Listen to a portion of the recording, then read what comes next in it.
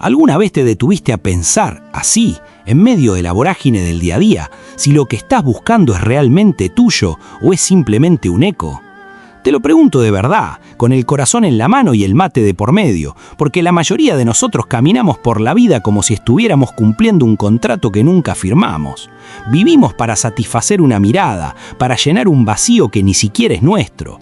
Y en ese laburo de intentar ser alguien, terminamos siendo el envase de las frustraciones de otro. Es una idea que te carcome por dentro, ¿no? Esa sensación de que si no llegás a esa meta, si no alcanzás ese título que te prometieron, simplemente no existís. Y ahí, justo en ese punto exacto donde la ambición se cruza con la herida, aparece él. No aparece como un villano de dibujos animados, ni como un bicho malo que quiere romper todo porque sí. Aparece como un espejo roto donde todos nos podemos ver un poquito. Tai Lung no es solo un leopardo de las nieves que sabe tirar patadas, es la representación carnal de lo que pasa cuando el amor de un padre se condiciona al éxito del hijo. Es el grito desesperado de una psiquis que fue moldeada para la excelencia y que al final del camino se encontró con que la excelencia era una cáscara vacía. Analizar este personaje es meternos en un quilombo emocional y filosófico que nos toca a todos, porque, seamos sinceros, ¿quién no sintió alguna vez que su valor dependía de una nota, de un ascenso o de un te felicito que nunca llegó? La historia de Tai Lung es la anatomía de una decepción programada. Empezamos con una imagen de ternura que es en realidad el inicio de una tragedia griega. Shifu lo encuentra siendo un cachorro abandonado, un ser puro, una tabula basa, como dirían los empiristas. Pero Shifu, en lugar de ver a un hijo, ve una oportunidad. En términos de psicoanálisis lacaniano, podríamos decir que el maestro proyecta en ese cachorro su propio ideal del yo. No lo ama por lo que es, lo ama por lo que puede llegar a representar. Y ahí está la trampa, el pecado original. Desde que Tai Lung tiene uso de razón, su identidad se construye bajo una premisa binaria. O sos el guerrero dragón o no sos nada. Míralo desde la fenomenología. La percepción que Tai Lung tiene de sí mismo no nace de su interior, sino del reflejo en los ojos de Shifu. Cada golpe de entrenamiento, cada hueso que le crujió durante años de disciplina militar no era para defender la paz, era para comprar el afecto del padre.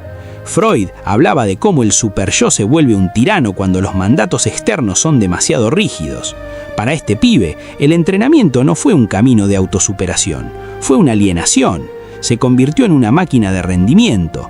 Es lo que Byung-Chul Han describe como el sujeto de rendimiento de la modernidad. Alguien que se autoexplota creyendo que es libre, cuando en realidad es esclavo de una meta impuesta. Tai Lung es el mejor, sí, pero es el mejor en una vida que no le pertenece. Su orgullo es en realidad una coraza para proteger una fragilidad absoluta, la idea de que si falla, el amor de Shifu se apaga. Y entonces llega el momento del juicio. Wei, que representa la sabiduría que no necesita demostrar nada, mira el corazón del leopardo y ve oscuridad. ¿Pero qué es esa oscuridad? No es maldad pura, es el residuo de una presión insoportable. Cuando Wei le niega el pergamino, lo que está pasando no es un rechazo técnico, es un colapso ontológico. Para Tai Lung, el no de Wei significa que su vida entera fue una mentira. Si no es el guerrero dragón, ¿quién es? No tiene respuesta, porque Shifu nunca le enseñó a ser simplemente Tai Lung. El silencio de Shifu en ese momento es el tajo final. El padre, ante la injusticia que sufre el hijo por las reglas que él mismo le impuso, decide salvar su propio prestigio y su sumisión al maestro Wei, antes que defender la integridad emocional de su hijo. Ese silencio es el que genera el monstruo. El resentimiento, como decía Nietzsche, es una afección que nace de la impotencia. Tai Lung no puede procesar el dolor, así que lo transforma en furia. Destruye el valle porque necesita que el afuera sea tan caótico como su adentro. Lo que sigue es la caída y el encierro en la prisión de Chor-Gom. 20 años de inmovilidad absoluta. Imagínate lo que es eso psicológicamente. No es solo una celda, es la metáfora perfecta de la represión. Lo dejan ahí, encadenado con 1000 ballestas apuntándole, en el olvido total. Pero acá entra Jung y nos advierte, a la sombra no se la puede encerrar con cadenas de acero. Cuanto más la reprimís, más fuerza junta. Esos 20 años no fueron de reflexión, fueron de incubación. El odio se volvió su único alimento, su única razón para no volverse loco. Tai Lung en la cárcel es el símbolo del hombre moderno que está atrapado en sus propios mecanismos de defensa, esperando el más mínimo descuido del entorno para estallar y reclamar lo que cree que le pertenece por derecho de sangre y sudor. Y basta una sola pluma, el detalle más insignificante del universo, para que toda esa estructura de represión se venga abajo. La fuga no es solo una escena de acción, es el retorno de lo reprimido con una fuerza imparable, con el estallido de una furia que estuvo contenida por 2 décadas. Cuando Tai Lung escapa, no busca libertad en el sentido existencial de la palabra, busca validación. Esa es su verdadera tragedia. Todavía está atrapado en la mirada de Shifu. 20 años después, el tipo sigue siendo ese nene herido que vuelve a casa para que el papá le diga «estoy orgulloso de vos». Es una fijación en la etapa narcisista de la que nunca pudo salir. El camino de regreso al palacio es una demostración de poder absoluto, pero es un poder vacío. Se baja a los 5 furiosos como si fueran principiantes, y no es solo por técnica, es por convicción.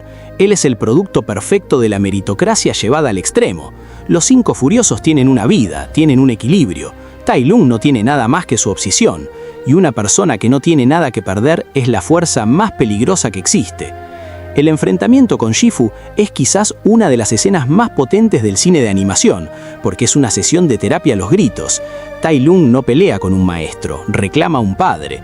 ¿Quién llenó mi cabeza con sueños? ¿Quién me entrenó hasta que me crujieron los huesos? Es un reclamo de identidad. Le está diciendo que él no es un individuo, es un producto de la fábrica Shifu. Y Shifu, en su propia ceguera, recién ahí se da cuenta del monstruo de angustia que creó. Es el mito de Frankenstein. La disculpa de Shifu llega tarde, como casi siempre llegan las disculpas que realmente importan. Y lo peor es que la disculpa ya no sirve, porque Tai Lung ya no sabe quién es sin su odio.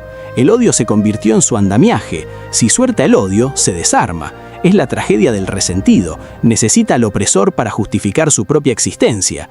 Y entonces aparece Po, el oso gordo que labura en el restaurante de fideos, la antítesis de todo lo que Tai Lung representa. Si Tai Lung es el esfuerzo sagrado, Po es la aceptación lúdica. La pelea final es un choque de cosmovisiones.